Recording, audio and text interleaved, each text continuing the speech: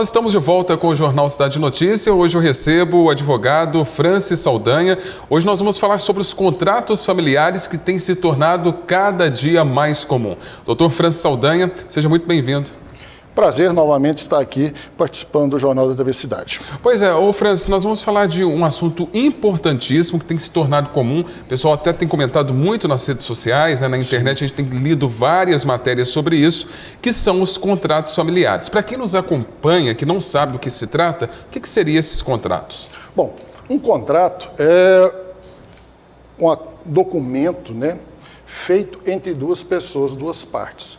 Um contrato pode ser feito em qualquer âmbito, mas esse especificamente no âmbito familiar. Ele vai reger o quê? Vai reger o princípio, a convivência, principalmente de casais, dentro do regime familiar. A importância dele é muito grande porque muitas vezes o casal não está oficializado a união. Então o contrato vem para quê? Para suprir e dar garantia aos participantes, aos membros desses casais, para evitarem problemas futuros.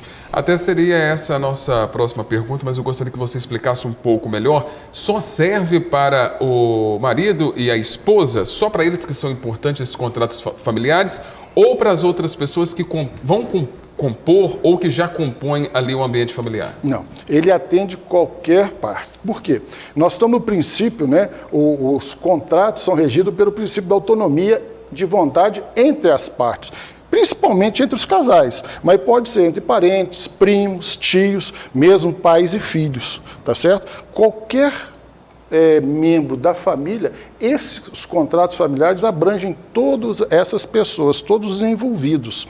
Por quê? É uma importância muito grande você deixar determinado a sua vontade com a outra parte. Se você não definir essa vontade, alguém acaba definindo por você, que pode ser a lei, um juiz, ou um terceiro que normalmente, às vezes, vai agir de má fé. E a sua vontade não vai prevalecer, né? Vamos supor que você tem alguma vontade de algum bem ir para alguém, ou até mesmo que aquele bem fique ali entre os familiares mesmo, o seu cônjuge pode acabar ficando com ele, né? Exatamente, porque após morte, vamos falar muitas vezes, pode se tornar ou evitar que vá para a mão de um terceiro, que às vezes a lei está amparada, mas não é da sua vontade. Então, quando você faz o contrato assinado, registrado entre as partes, é o princípio do atendimento da vontade entre as partes. Vai ser cumprido o que foi acordado entre as partes. Agora, doutor, o que esses contratos podem reger? Você poderia dar algum exemplo para a gente? Olha, ele pode reger o patrimônio das pessoas envolvidas, principalmente, como eu falei, dos casais ou dos parentes entre si. Sim. O objetivo maior seria de patrimônio, mas de outras vontades. Por exemplo, você pode fazer um contrato entre um casal determinando indenizações futuras, indenizações por traições. Hoje existem alguns casos nesse âmbito, tá certo? Que você deixa determinado o que você quer. Você pode fazer um contrato que justifique que você não está ainda numa união estável, que alguém venha requerer isso posteriormente. Entendeu? Então, qualquer das suas vontades no âmbito familiar pode ser fruto de um contrato.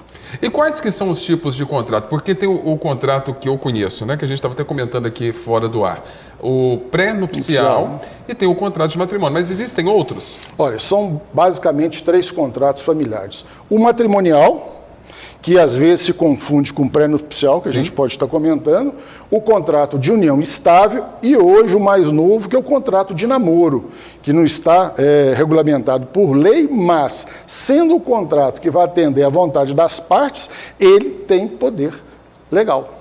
Eu gostaria que você comentasse, então, a gente tem tempo, sobre o contrato pré-nupcial, a diferença do pré-nupcial para o nupcial.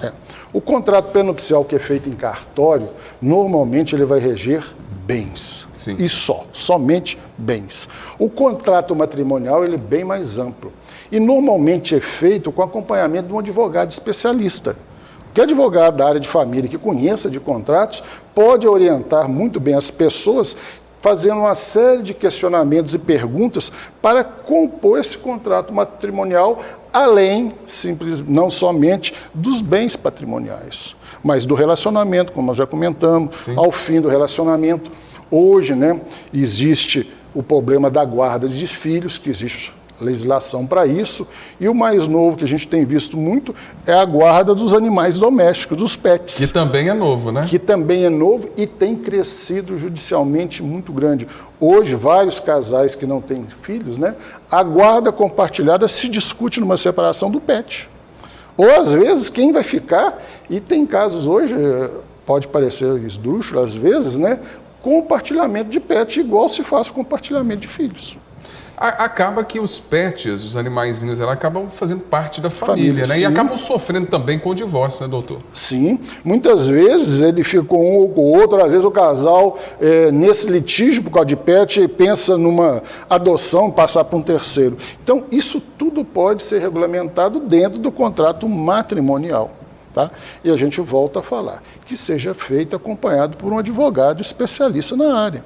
Por quê? Ele já tem uma experiência vasta e pode te dar exemplos e facilitar. Por quê? Enquanto estão se discutindo o contrato e assinam, normalmente não se está em litígio. O problema é quando se entra num litígio entre as partes. Porque não acaba não chegando em acordo nenhum, né? Infelizmente. Se você deixa isso tudo documentado, gente, é muito mais fácil. E nós estamos falando em vida. E se um dos cônjuges falece? O pós-mortem é bem mais complicado.